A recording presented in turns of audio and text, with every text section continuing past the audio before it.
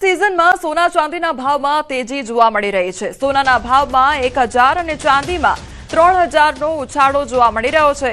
તો અમદાવાદમાં સોના ચાંદીના આજના ભાવ, સોનાનો ભાવ 1,32,500 પર પહોંચ્યો છે, તો ચાંદીનો ભાવ 1,85,000 નોંધાયો છે। તો એક તરફ લગ્નગાળો ચાલી રહ્યો છે અને બીજી તરફ જે સોના ચાંદીના ભાવ છે તેમાં ધરખમ વધારો નોંધાઈ રહ્યો છે। તો બીજી તરફ જે ખરીદી કરતા લોકો છે તે પણ અત્યારે અચકાઈ રહ્યા છે, કારણ કે સતત સોના ચાંદીના ભાવમાં વધારો જોવા મળી રહ્યો છે। છૂટાછેડાનો એક અજીબો ગરીબ કિસ્સો સામે આવ્યો છે। એક દંપતી વચ્ચે ભોજનમાં ડુંગળી અને લસણ ખાવાની બાબતે થતા ઝઘડા એટલી હદે વધી ગયા કે લગ્નના 11 વર્ષમાં જ વાત છૂટાછેડા સુધી પહોંચી ગઈ। પત્ની બાળકને લઈને જતી રહેતા પતિએ પત્નીના આહાર સંબંધિત પ્રતિબંધોને અસહ્ય જણાવી છૂટાછેડા માટેની ફેમિલી કોર્ટમાં અરજી કરી હતી, જે મંજૂર કરવામાં આવી હતી। બાદમાં આ મામલે દંપતી ગુજરાત હાઈકોર્ટમાં પહોંચ્યું હતું, જ્યાં છૂટાછેડાને પડકારતી પત્નીની અપીલ કોર્ટે ફગાવી દીધી છે।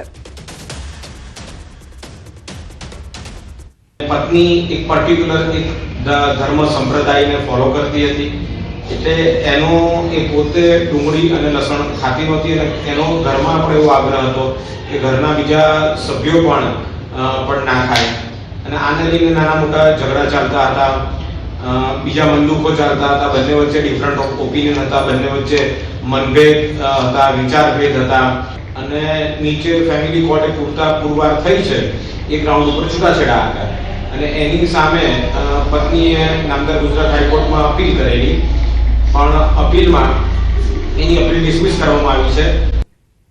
સંયોજક અરવિંદ કેજરીવાલ ગુજરાત પ્રવાસે છે, ત્યારે રાજકોટ ખાતે પ્રેસ કોન્ફરન્સમાં કેજરીવાલે કહ્યું કે ગુજરાતમાં 54 લાખ ખેડૂત પરિવાર માત્ર ખેતી પર આધારિત છે। ખેડૂતોને ખાતર નથી મળતું, ખાતર માટે ખેડૂતોની લાંબી લાઈનો લાગે છે। 54 लाख किसान परिवार गुजरात के अंदर किसानी पे अपना जीवन यापन करते हैं। आज किसानों का बुरा हाल है, किसान बहुत दुखी हैं, ना बीज मिलता है, खाद के लिए लंबी लंबी लाइनें लगी पड़ी हैं जगह जगह। किसान ब्याज पे लोन लेके अपने बच्चों को पढ़ाता है। લગ્નના વધતા જતા કિસ્સાઓ અને સામાજિક સમસ્યાઓને લઈને પાટીદાર સમાજના આગેવાનોએ સરકાર સાથેની બેઠકમાં લગ્ન નોંધણી પ્રથામાં ફેરફાર કરવા માટે મહત્વની રજૂઆત કરી છે।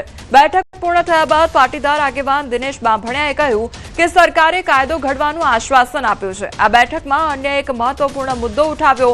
વરુણ પટેલે સ્થાનિક ચૂંટણીમાં પણ ઈડબ્લ્યુએસ કેટેગરીને અનામત આપવાની માંગ કરી છે। તેમણે કહ્યું કે શિક્ષણ અને રોજગારમાં આર્થિક અનામત લાગુ છે, તેથી ઓબીસી અનામતની જેમ જ ઈડબ્લ્યુએસને પણ સ્થાનિક સ્વરાજની ચૂંટણીઓમાં અનામતનો લાભ મળવો જોઈએ।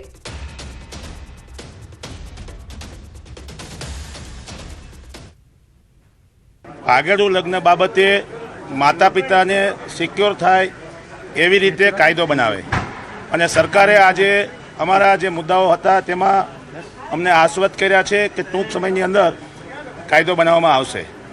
મુખ્ય બાબત એ છે કે દીકરીના લગ્નની નોંધણી કે દીકરાના લગ્નની નોંધણી દીકરીના આધાર કાર્ડના સરનામા ઉપર થાય।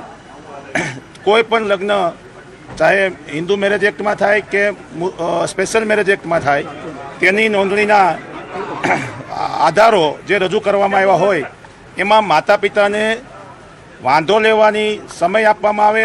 અમારી જે મુખ્ય માંગણી છે કે આવનારી સ્થાનિક સ્વરાજની ચૂંટણીઓમાં આર્થિક ધોરણે અનામત લાગુ કરવામાં આવે।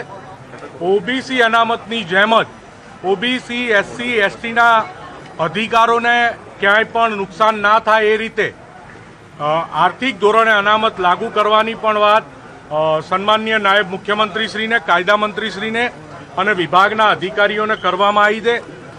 મંત્રીશ્રીએ એવું આશ્વાસન આપ્યું છે કે એમાં અમે સુપ્રીમ કોર્ટના જજમેન્ટો, ઝવેરી કમિશનનો રિપોર્ટ અને અન્ય જે રિપોર્ટ છે એ તમામ રિપોર્ટ અને કાયદામાં ચર્ચા વિચારણા કરી।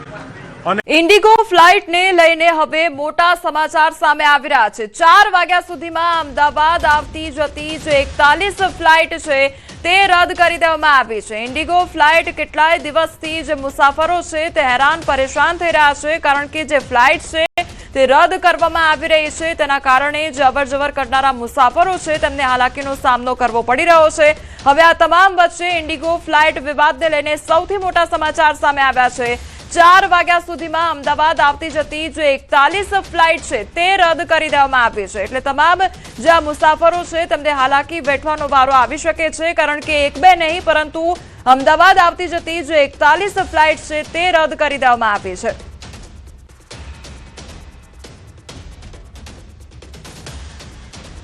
અમદાવાદનો સુભાષ બ્રિજ 25 ડિસેમ્બર સુધી બંધ અને જાહેર જનતા માટે આ બ્રિજ જે છે તે 25 ડિસેમ્બર સુધી બંધ રાખવામાં આવશે. અગાઉ 5 દિવસ ઇન્સ્પેક્શન માટે બંધ કરવામાં આવ્યો હતો.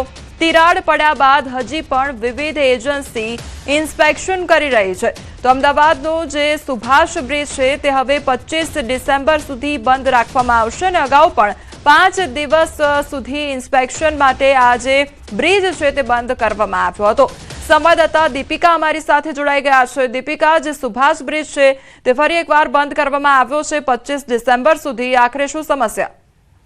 4 ડિસેમ્બરના રોજ ગુરુવારના દિવસે ખાસ કરીને સાંજના સમયે સુભાષ બ્રિજને બંધ કરી દેવામાં આવ્યો હતો અને ત્યારબાદ નિર્ણય લેવામાં આવ્યો હતો કે 5 દિવસ માટે ઇન્સ્પેક્શન કરવામાં આવશે અને તે દરમિયાન ખાસ કરીને સુભાષ બ્રિજને બંધ રાખવામાં આવશે. વિવિધ એજન્સીઓ આવી પણ ખરા અને રાજ્ય સરકારના રોડ અને બિલ્ડિંગ વિભાગની જે ટીમ છે, અધિકારીઓની ટીમ, તે પણ તપાસ કરીને ગઈ. હજુ પણ વિવિધ એજન્સીઓ દ્વારા તપાસ ચાલી રહી છે અને ઇન્સ્પેક્શન દરમિયાન ખાસ કરીને બ્રિજના જે કહી શકાય કે સ્પાન છે તેનો એક ભાગ તૂટી ગયો છે, તો તેને રિપેર કરવા માટે હજુ ઇન્સ્પેક્શન ટીમ છે તેને વધુ સમય લાગી શકે તેવો છે અને તેને લઈને મહત્વનો નિર્ણય કરવામાં આવ્યો છે કે અમદાવાદ મહાનગરપાલિકા દ્વારા ઓફિશિયલ અનાઉન્સમેન્ટ કરવામાં આવ્યું છે કે 25 ડિસેમ્બર સુધી આ બ્રિજ છે તે બંધ રહેશે અને 25 ડિસેમ્બર બાદ પણ હજુ આ સમય છે તે લંબાવાઈ શકાય છે, કારણ કે વિવિધ એજન્સીઓની જે તપાસ છે તપાસ ચાલી રહી છે અને આ તપાસ અંતર્ગત ખાસ કરીને આખો બ્રિજ તોડી નાખવો કે પછી ફરીથી જે ભાગમાં રિપેરિંગનું કામ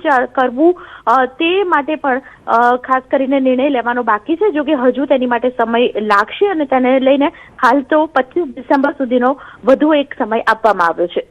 જી દીપિકા, સમગ્ર માહિતી બદલ આપનો આભાર.